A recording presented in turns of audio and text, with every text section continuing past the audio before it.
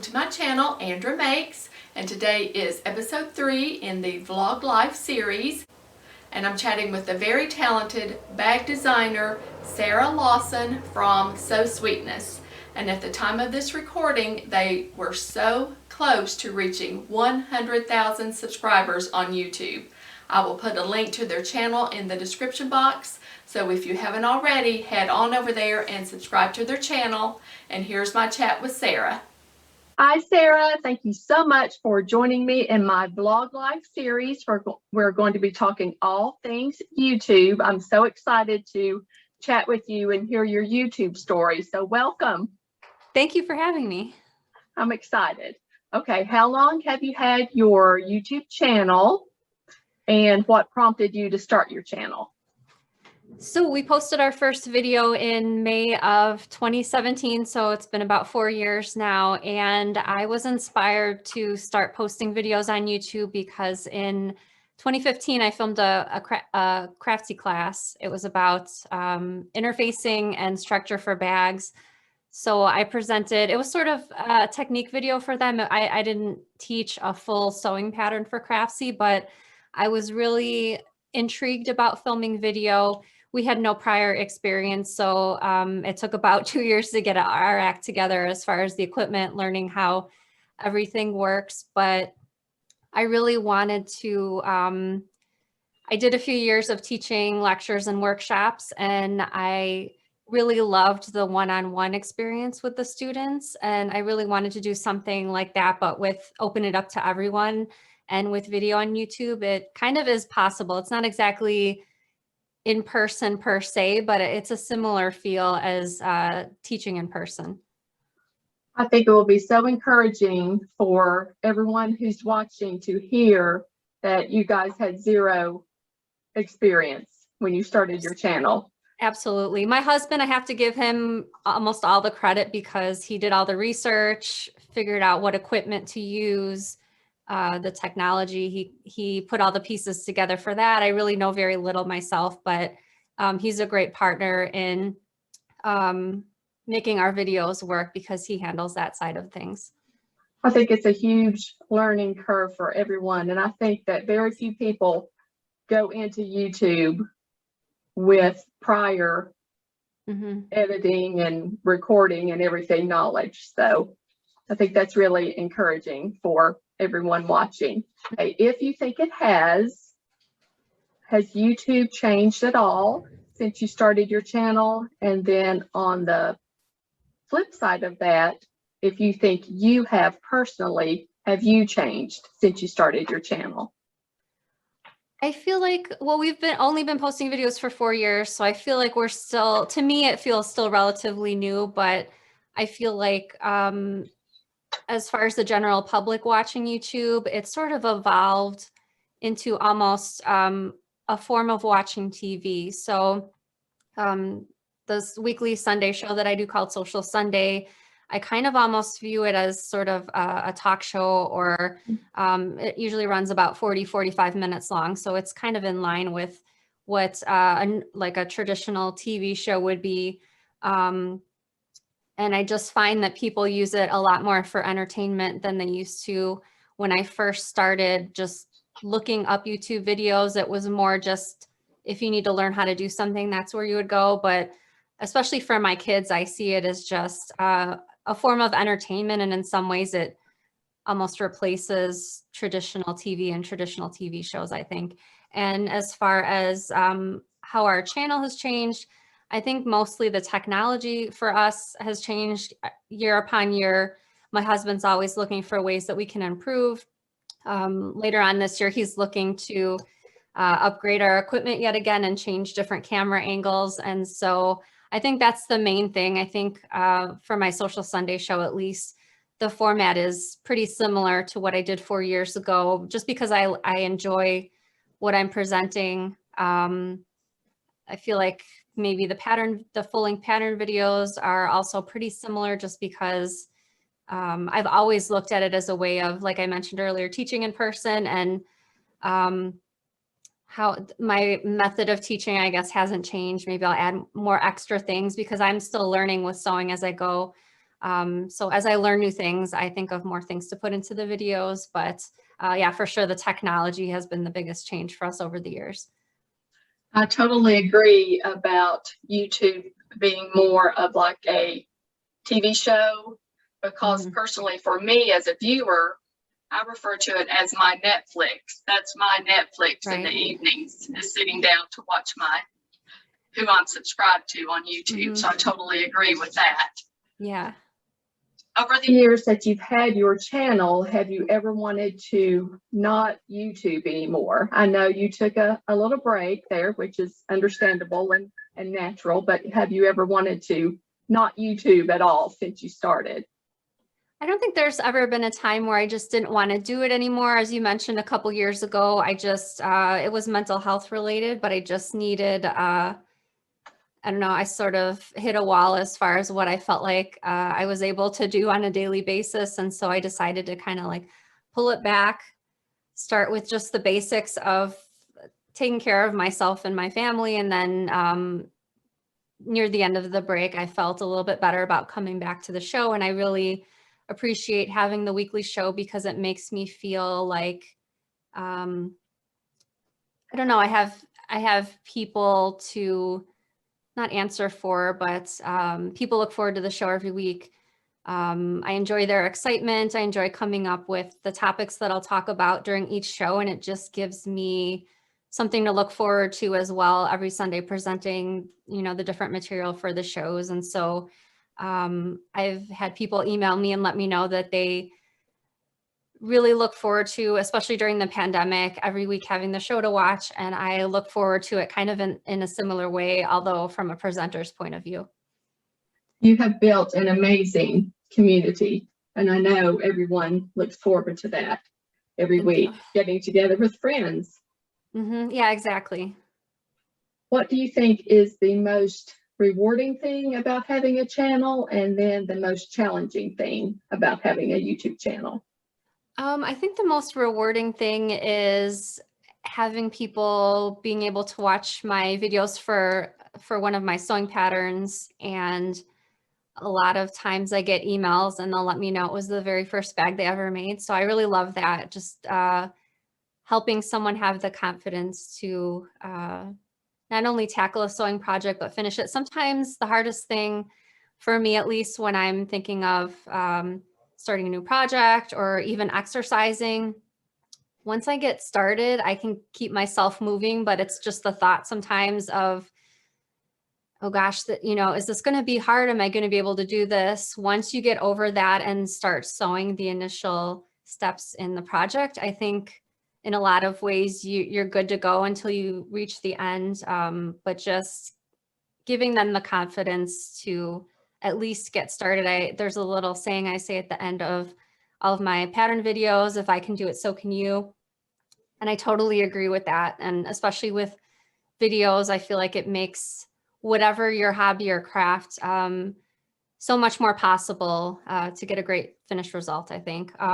The most challenging thing for me is, let's see, not comparing myself to other people.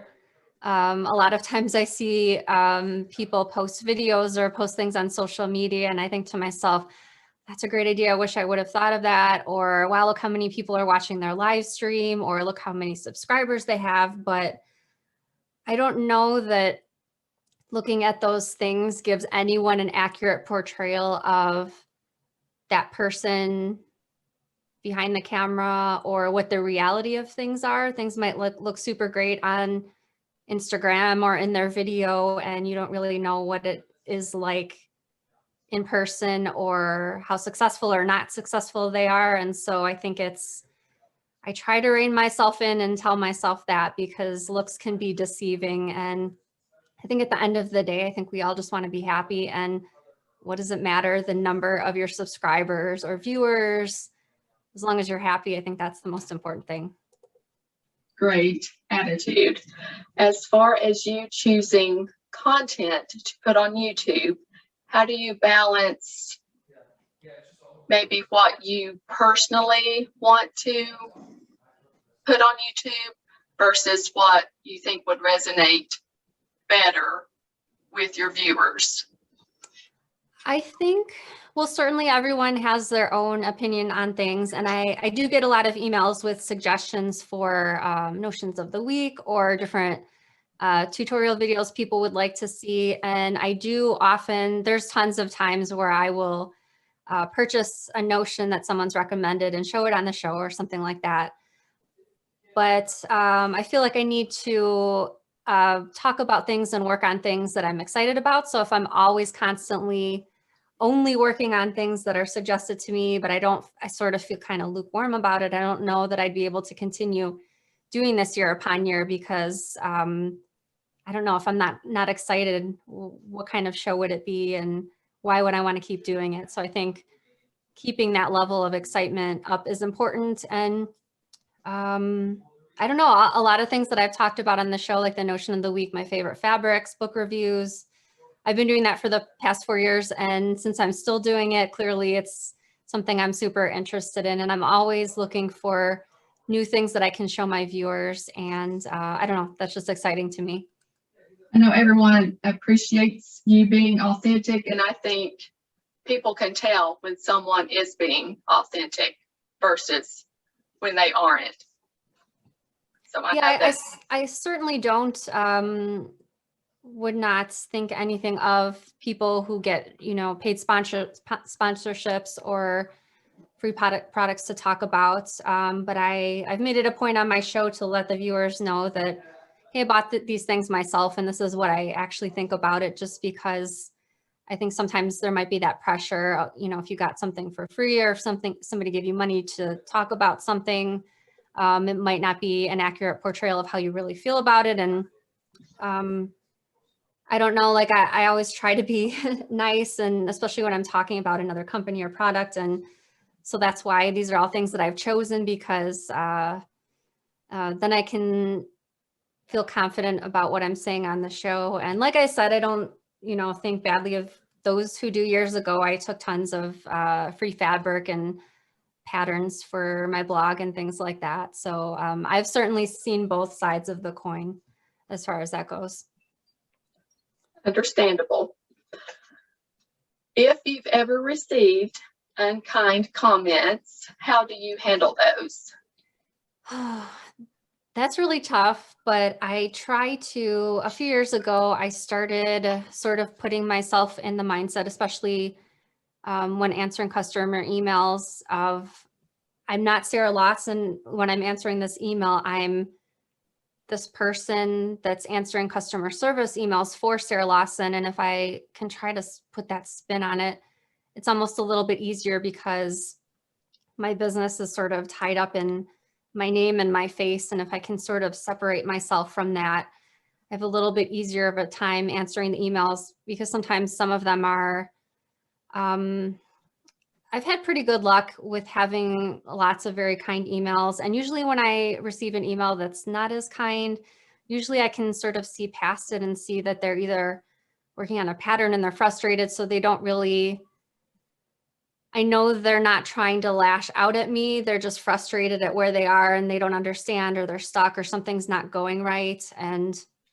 for a couple of years now, I've also tried to tell myself, also like in real life, when you are dealing with someone who's being unkind to you or saying unkind things, to just think that that person is having the worst day of their life today. Something really bad happened, something horrible, something that you don't know about, and just try to respond with grace and not respond defensively, and just give them back what they gave to you. Just try to calm it down. And I've been going to therapy for a couple of years, and that helps with that also, not to take things personally. I think that's the number one thing I try to keep in my mind, not to take things personally. That is a great way of looking at things. And I've also heard you say you keep a folder of emails of supportive and encouraging and kind comments. And maybe sometime if you're having a rough day, like we all do, you'll go through those. And I think that is really wonderful. Yeah, the email, I have like a little folder in my inbox. It's entitled Happy Mail. And like you said, when I get a really nice email, I just kind of file it away in there in the folder. That is so fun and wonderful. When you started your channel, did you start off having any long-term goals, or was it just, hey, let's start a YouTube channel? I think for me, it was just because I'm always interested in learning new things about sewing and about teaching sewing. And I think I just really wanted to get videos out there for my patterns. So when I started writing patterns, my big goal was to have full color step photos for just about every step, because I felt like that would help people in their understanding of what I was writing for that corresponding step. And I think the videos take it just a step further, because with the video, they can follow along in the pattern, and then they can either, I've had emails from people that say they just work solely from the video and they just sew along with me on the video.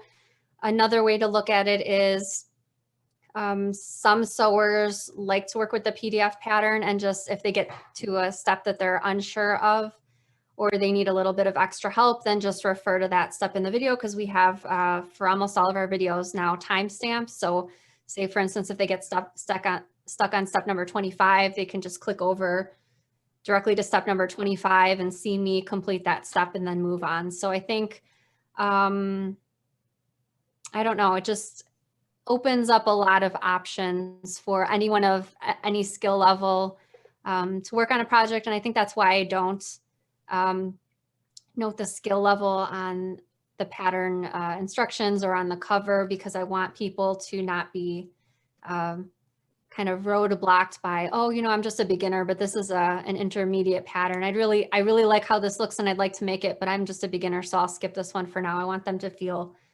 confident to try to work on whichever project, I guess, catches their eye. I love that strategy.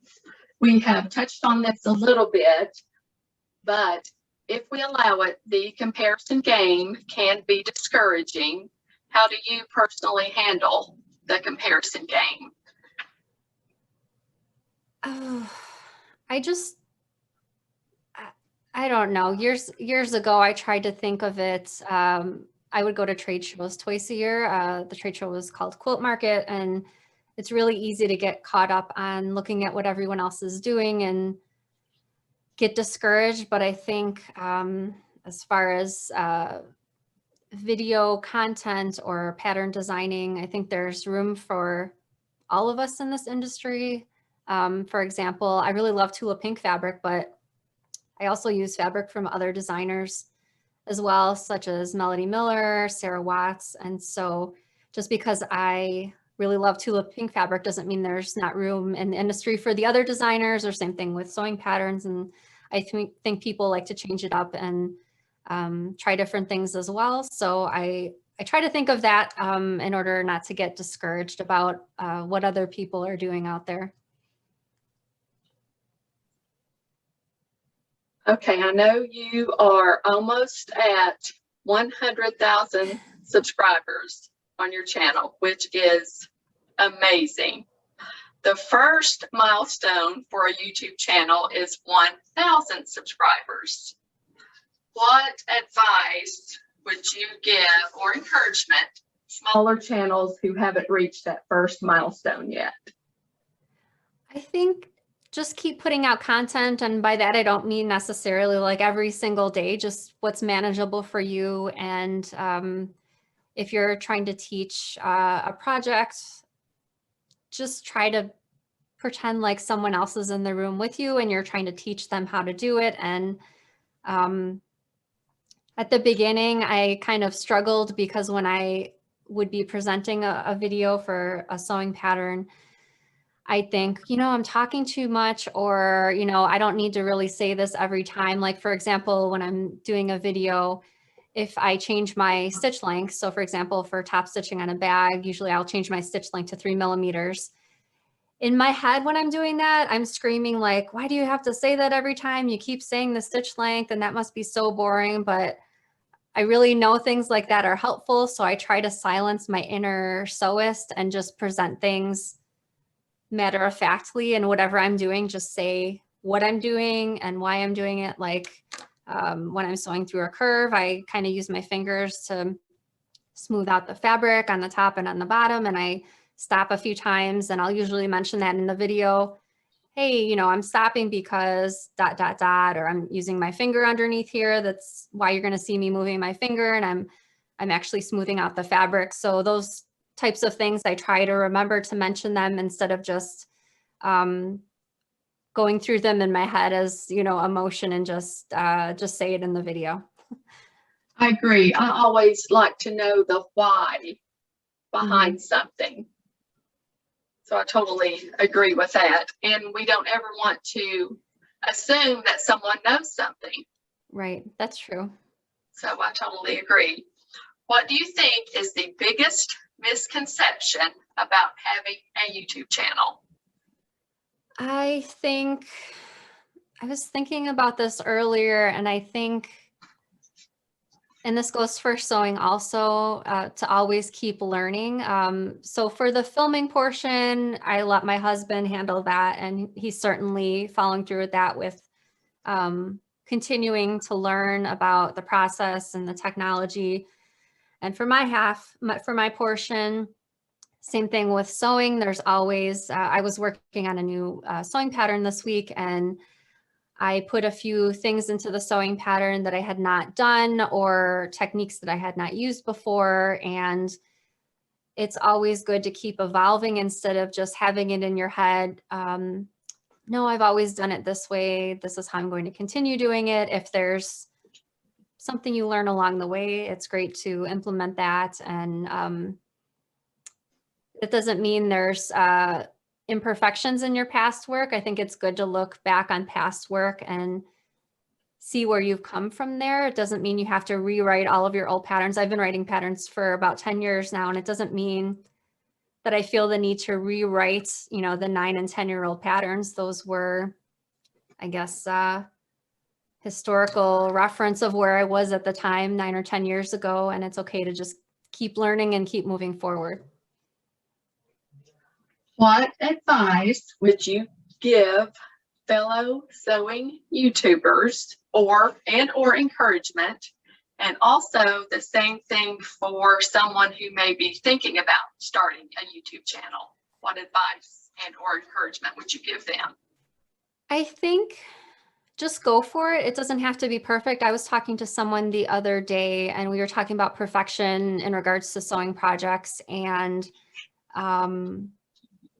we were talking about the fact that if you're trying to make your, for example, quilt perfect, where is there to go after perfect? So it doesn't have to be a perfect situation to get started. Certainly, I've seen a lot of great YouTube accounts where they're filming from a cell phone. These days, cell phone videos are pretty high quality, and I think you can purchase some inexpensive lighting and tweak that a little bit. So there's always, I don't know, there doesn't have to be such a big barrier to get started. Just if you have an idea, start filming some videos, put some things up on YouTube. And I mean, our videos 4 years ago are certainly not much of a comparison to our videos now in terms of quality, but we got started, and that was our starting point. And there's always, you can always go up from there. Or if they already have a channel, just don't get discouraged. Just keep putting out content, talk about things or teach things that you're excited about, and people will come over and subscribe to your channel. You just need to give it time. It's sort of a long haul situation, not a quick climb. I think we all hear stories about that one video that went viral, but I don't feel like, for me at least, in my experience with my channel, I don't think relying on that viral video is a good way to grow a channel. I think it's important to look at it over several years and not, I'm starting my channel, I need to have 10,000 subscribers in a few months.